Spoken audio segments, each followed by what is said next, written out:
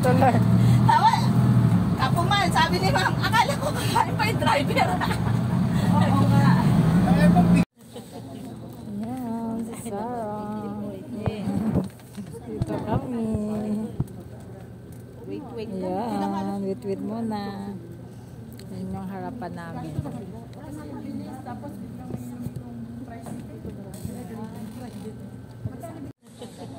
Ayan, si Sarah. Dito kami. Wait. Ayan, wait muna. Yan yung harapan namin.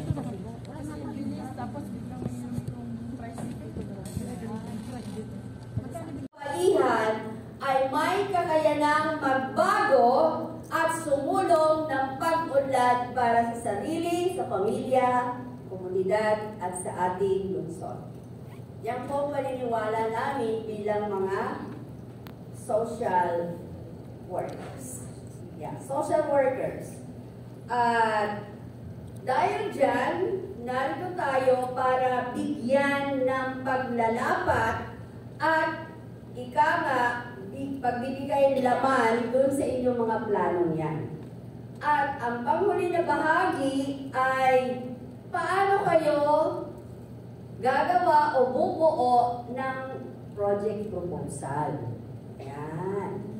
So yun yung mahalaga na dapat na skill matutunan nyo para magkaroon tayo ng kaperahan. Dahil kung wala tayong proposal, ano na this? Ano naman ang tinatawag na, ano tawag doon? Baliwala. Ibig sabihin, it's nonsense, immaterial sa English. Kung mayroon ka na buo na plano, hanggang plano lang. Di po ba? So, baliwala ang ating mga nabubuong plano kung wala siyang pagsasakatuparan. At isa sa pangangailangan natin ay ang budget.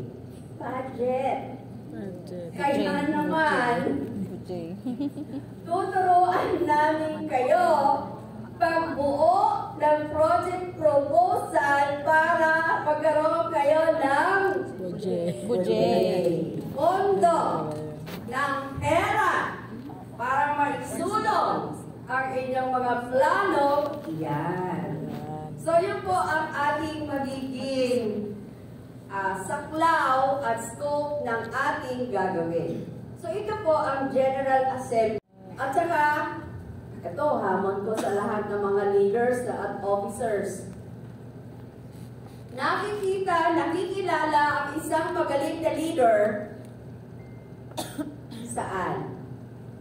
Sa ating kakayanan na mayroon po tayong maging bunga o matrain na another leader. Kumbaga, dapat pagkaroon tayo ng bunga na another leader ang ating aanihin. So, naniniwala po kami at hindi po kami nagdududa na lahat tayo noong unang panahon na bago pa lang akong social worker, sabi ko, ayoko nga ng kurso na ito eh. Paano kaya ako dito magiging successful? Nahihiya nga ako makipag-usap sa tao, tumingin mata sa mata, para hindi ko alam paano ba ako magsisimula sa pagtatanong sa kliyente ko, ano ang kanyang problema. Hindi ko yata kaya yon dahil napakamahiyain ko.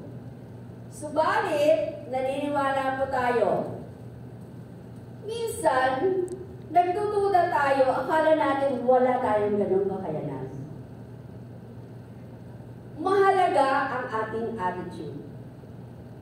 Sapagkat kung ating attitude ay mananatili, hindi magkakaroon ng pagbabago ang ating kaisipan. At sa pagbabago ng kaisipan, magkakaroon ng pagbabago ang ating mga pagpapahalaga. Pag nagbago ang ating pagpapahalaga kasama ng mga pamantayan na nais nating makamit marating, bibigyan natin ng tinatawag na pagsasagawa. Yun ang mahalaga. Sabi nga po, hindi mahalaga na may alam ka, ang mahalaga ay sinasagawa. Yes. Sabi nga, hindi lang lip service ang kailangan. Correct. Kailangan may aksyon. Hindi lang nasasabi kung hindi nagagawa. Yun po yung layunin natin dito. At alam ko, lahat tayo, yan ang ating magiging sulong natin ang ganoong pagbabago, pag-unlad sa ating mga kababatihan, lalo na kayo.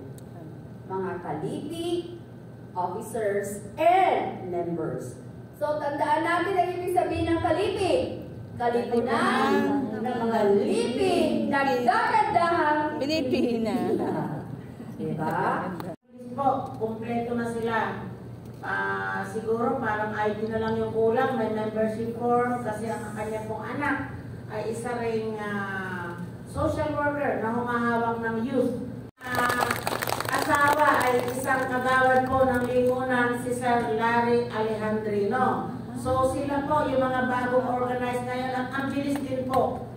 Actually, nagkaroon na ng community, although hindi pa po tayo nagkaroon ng yung formal doon, pero willing po kami na bumaba para naman mabigyan kayo ng orientasyon regarding sa ano ba ang kalipi at ano ba yung gusto natin patunguhan bilang samahan ng mga magagandang kababaihan na may plano at gustong marating sa pamamagitan ng pagsisimula natin ngayon ng planning at saka kung ano ba yung pag-uusapan natin. At higit sa lahat, sabi nga, si Ma'am, ang ating Kapitana Bergie Acuña from Larong Bato and kanya pong mga officers and members.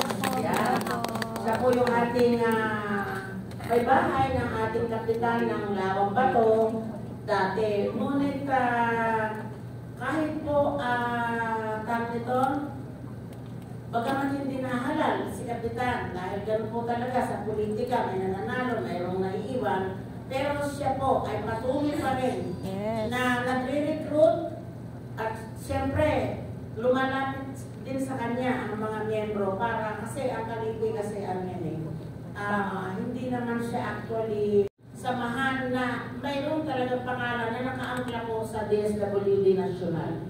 Kasi ang kalipi po galing yan ng DSWD National na i-evolve o binabat sa ating city, lahat, nationwide po yan, para nga magkaroon ng pangalan at mabigyan ng importansya, makilala ang grupo ng kalipi na siyang sana maging matagumpay tayo dito sa ating patutunguhan na to. At makatulong po tayo sa mas nangangailangan ng ating tulong, lalo na yung mga kababaihan na bagamat nasa syudad, pero hindi alam kung paano lumapit, ano ang gagawin, tayo po yun, natutulong sa kanila. So kayo ngayon pong hapon to, kayo po ay welcome namin at ngayon pa lang kami po ay nagpapasalamat sa inyong lahat. Ngayon, dahil nasimula na po ni Ma'am B, siguro tumayo po muna tayong lahat